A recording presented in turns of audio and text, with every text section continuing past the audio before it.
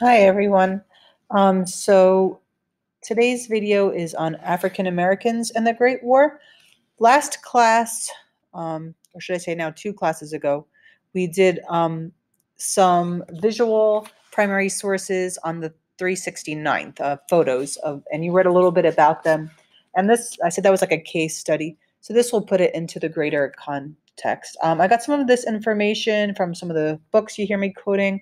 I also broke it up into different subjects from an essay by Chad Williams of Hamilton College. So if you want to learn more about my sources, I'll do that as well. So the African American experience of World War I really changed the social, economic, and political future of African Americans in our country.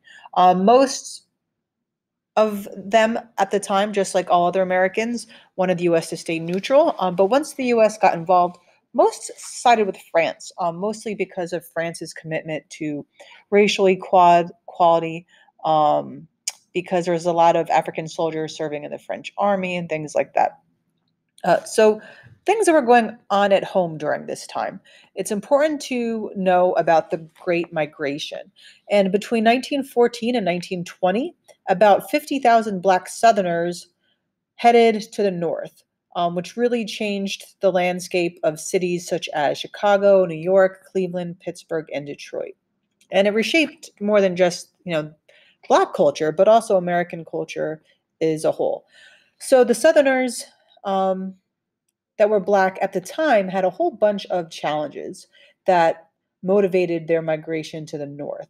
Most of the Black farmers were sharecroppers, and that means they pretty much were always in debt and lived in poverty. And then between 1915 and 16, it got even worse because of a boll weevil infestation, like a bug that ruined the cotton crops throughout those areas. So all these economic challenges were made worse by the social and political oppression they faced there. And even if they had the right to vote, they were really effectively stripped of it through various means. So, as written by a migrant from Alabama who wrote in a letter to the Chicago Defender, I am in the darkness of the South and I am trying my best to get out. And that's what they did. So, wartime opportunities in the urban areas of the North gave hope to people like the ones trying to get out in the South. There was an industrial economy there that was growing after the war. We discussed that in the last video. Um, and there was a void because immigration was now starting to decrease and soldiers are going abroad. So northern businesses looked to the Black Southerners to fill that void that was there. Women remained mostly into domestic work, while Black men made entryways into these new opportunities in northern manufacturing, the automobile industries, right? You see Detroit up there, and things like packing houses. So they looked for the promised land. It wasn't always the promised land. They did still have challenges in the north.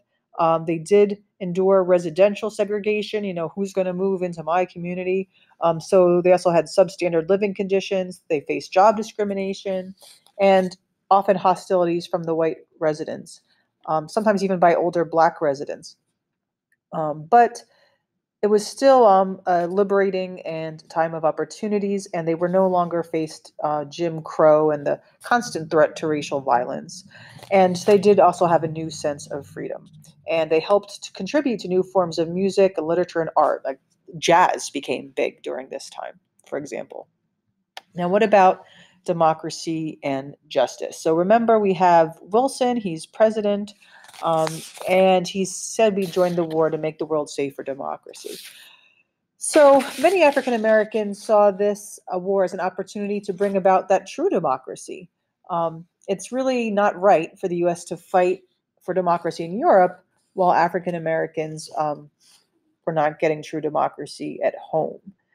And some people said that, like if you see in the bottom, quoted in a Black newspaper, let us have a real democracy for the U.S., and then we could advise a house cleaning over on the other side of the water. So some people encouraged African Americans to resist military service because of this.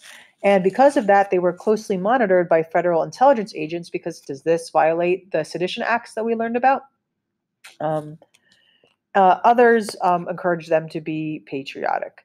And as a response, over 1 million African Americans responded to the draft, and about 370,000 were inducted in the Army. I have here a picture of Chandler Owen.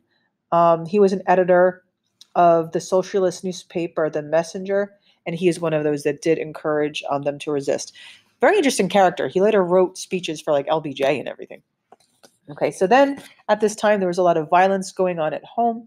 There were riots in St. Louis where there were tensions between black and white laborers.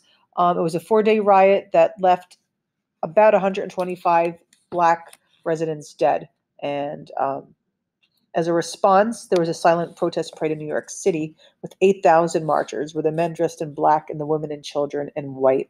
And they advanced down Fifth Avenue to drums and signs with a sign that said, "Mr. President, why not make America safe for democracy?" So a little point on his motivating factor to join the war. There also was violence at Camp Logan in Texas. Black soldiers of the 3rd Battalion and 24th Infantry there were pretty much sick of the racial discrimination they faced and from the police there, and they retaliated in the city, and they killed 16 white civilians and law enforcement personnel. 4 black soldiers died. There were some court-martial proceedings, and it convicted about 110 soldiers. 63 received life sentences. 13 were hung without due process, and then they were buried in unmarked graves by the U.S. Army. To try to encourage black officers and not just being enlisted, with the help of people like W.E.B. Du Bois, a camp was created in 1917 in Iowa for black officer candidates, and it sent about 1,250 of them there. At the end of the camp in October of 1917, so it was really just a few months it was open, 639 men received commissions, and this was a historical first. Now we have black officers in our military. So there were 2 combat divisions for African Americans. One was the 92nd. That was the a photo of them on the introduction slide. And that was of draftees and officers. And then the 93rd was made mostly of National Guard units from New York, Chicago, D.C., Cleveland, and Massachusetts. The majority of the Army, however, was service units, thinking that these men were more suited for manual labor than combat duty. And this is a photo of that parade in New York City. So fighting overseas, about 200,000 crossed the Atlantic and served in France. And as I said before, most of them were SOS, or Service of Supply units. And that meant they did things like clean latrines, dig ditches, transport supplies, clear debris, bury the dead.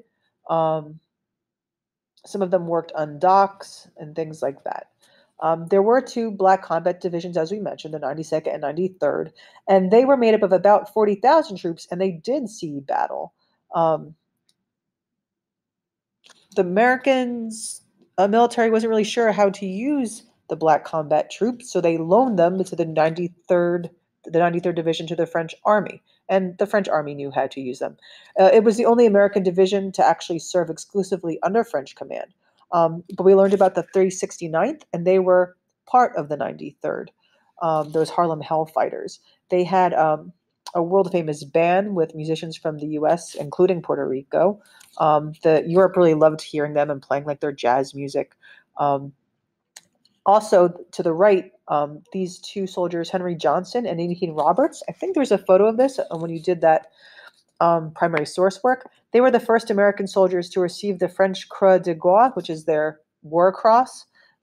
Before any white American did, they won them or were honored with them. The regiment served for 191 days, and they ceded no ground to German forces. They were the first American regiment to reach the Rhine River in Germany following the armistice, and they returned to the U.S. as heroes, yet they also returned to the U.S. as a threat to white authority. So many were then unjustly transferred out of the division, and others were court-martialed on all sorts of ridiculous, bogus charges. While at war, the troops often interacted with North and West African soldiers who were serving in the French military, and they were happy that the French treated them